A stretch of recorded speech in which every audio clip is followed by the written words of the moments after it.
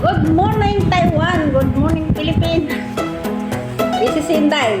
Hindi sa kusina, dito sa sasalan. Kasi sobrang init sa kusina, walang electric fan. Eh, dito may electric fan sa sasalan. Magigimay ako ng mga gulay. Hindi lang. Tingnan mo guys. Ang dami kong hihimay, no? Ayan, no? Ito, tapos kamuti. Ito, ano? Balin na naman para ito. Balin. Naman para ito.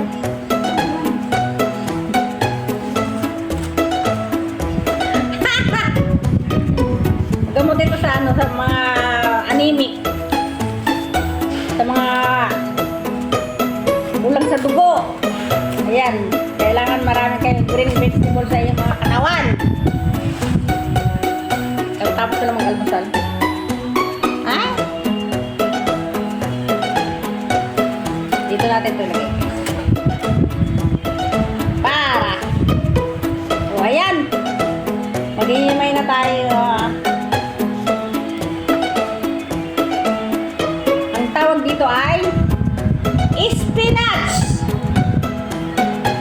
Sa hindi nakakilala guys, maraming klase guys ang spinach. Hindi lang isang klase, maraming klase ang spinach. Sa totoo lang. So, ayun na nga guys.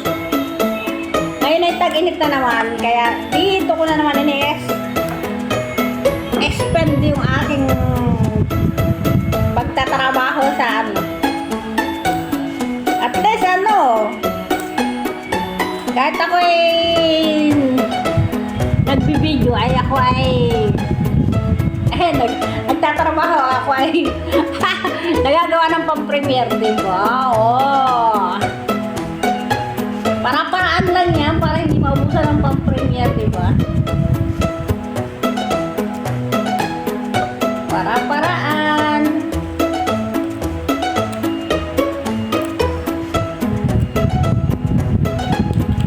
Yan. Tapos ito babalatan yan guys. Kasi kung hindi ka maparaan, mag-iisip ka kung ano saan nakukuha ng ipapang-premiere mo ng video. Eh, pwede naman dito sa ano, pagtatrabaho mo. Ay, lakas ng hangin ng electric fan. Bago matapos ito, daming kalat. Sayang kasi guys, so pwede pa siyang kainin. Basta babalatan mo lang siya, pwede pa siya. Oh, ano kasi siya, malambot.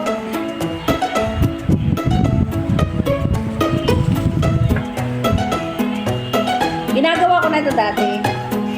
Ulitin ko ulit. Pwede naman yung paulit-ulit. Bakit ba? Lumaya na lang kayo. Para hindi kayo mahirapang magawa ng pang-premiere.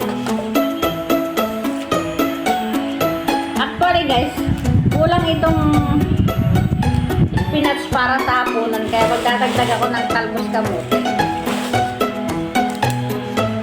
Kasi pag hapon, marami kaming bisita. Yung anak ng alaga ko dito naghahapunan.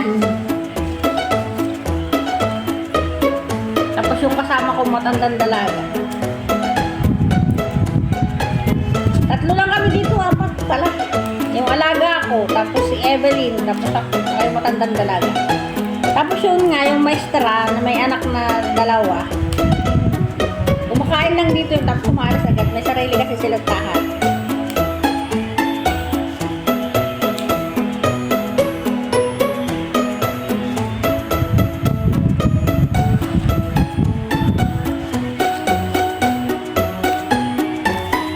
O, sa hindi marunong maghimay ng spinach, gayahin nyo lang ako. Ganito lang guys. O, inuulit ko kung kayo ay kulang sa dugo, may anemic, may anemia. Ito lang po ang mabisang pampaganda ng daloy ng dugo, pampaganda ng kulay ng dugo. Spinach! Sobrang init dito sa Taiwan guys, kung alam nyo. Sobra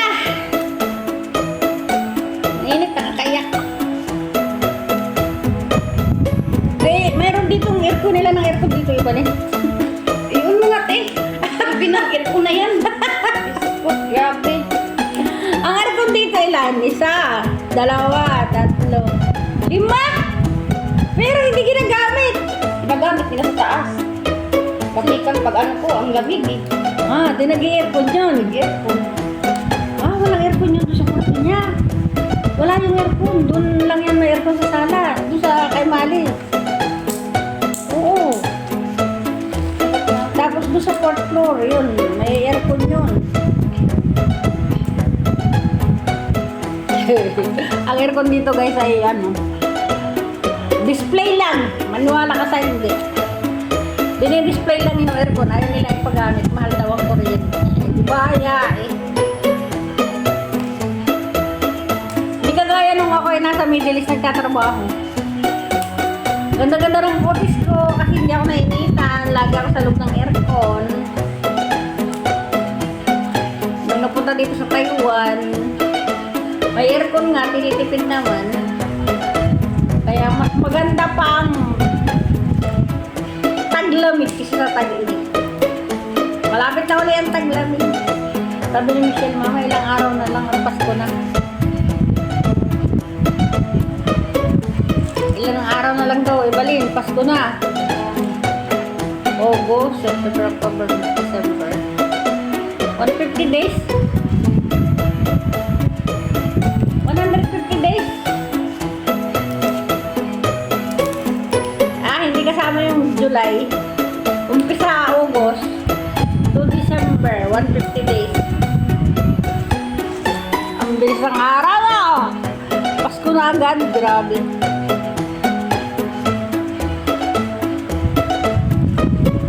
Ang bilis matatapos na agad yung aking video. Nakagawa na agad ako ng isang pang-premiere. Bilis ko na. Ayan na.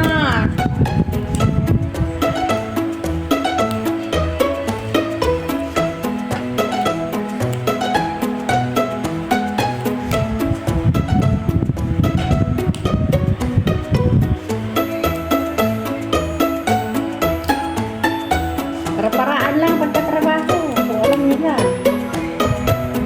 Huwag ka mag-music, ibalin! Hindi nag-iintan si Iban talaga. Nag-video ako. Pero mas nito.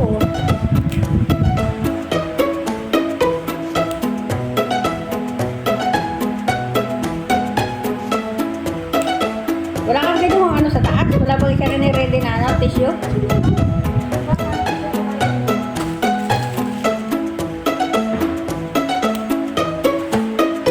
Oh, tapos na ang spinach.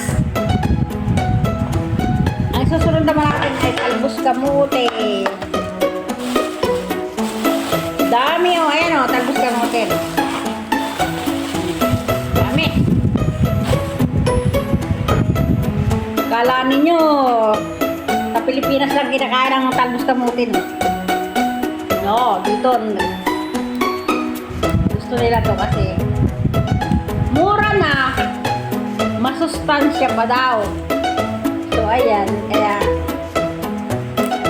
hindi lang pang mahirap ang talbos kamote. Kala nyo lang ha, huwag kayong magmayaman dyan na mga taga-ano dahil hindi lang mahirap ang kumakain ng talbos kamote. Kumakain din yung mga amo ko ng mga talbos kamote. Paborito ko ng panganila yun.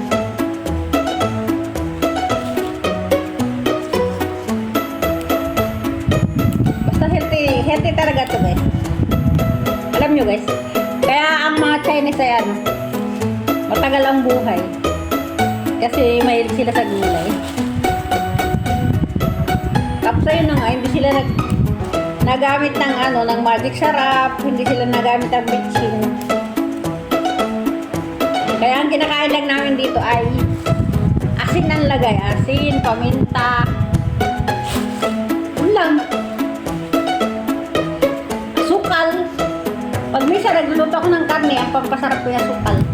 Lalagyan ko ng asukal.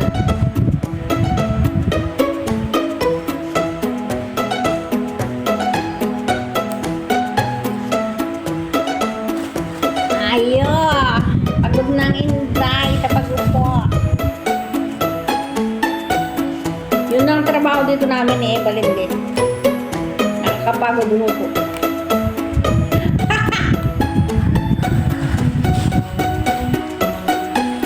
Hindi kumpara sa iba talaga na ano. Bali na ng oras na. Hindi mo pa pinapakain ng ating alaga.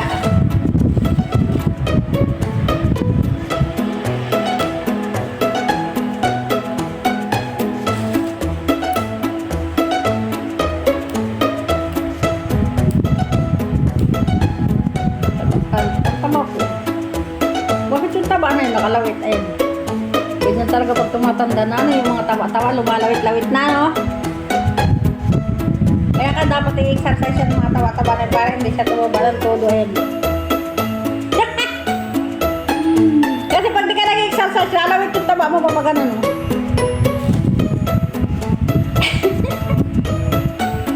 Wala na, hindi na natin mapipigilan ng pagtanda. Kahit anong gawin natin, kahit gustuhin mo natin na manatili tayong bata, ay hindi natin magkalang kung nangyari sa lagan. Hindi natin mapipigilan ng pagtanda, kaya lahat tayo ay tatanda at lahat tayo ay mamamatay, hindi natin alam kung kailan tayo kukunin nilo. Kaya kung gusto nyo humaba ang buhay, ay di maggulay na lang kayo palagi. O, diba? At syempre, dubling ingat sa ating katawan. Sa gustong mabuhay parang matagal. Ako ayoko pang mamatay. Gusto ko pang mabuhay ng matagal. Madami pa akong mission sa mundong ibabaw. Sa family ko palang kulang na kulang yung pagtulong ko. Kailangan kong tumulong sa aking family. Yun.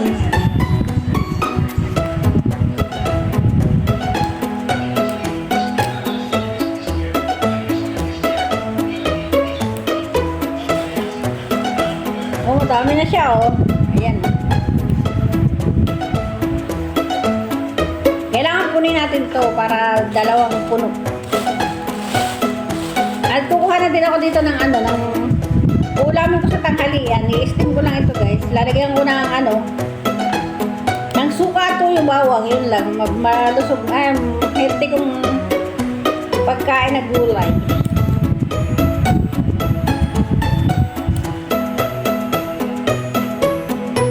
Ano na, oh, may mga pula-pula na. Naging yellow-yellow na. Init!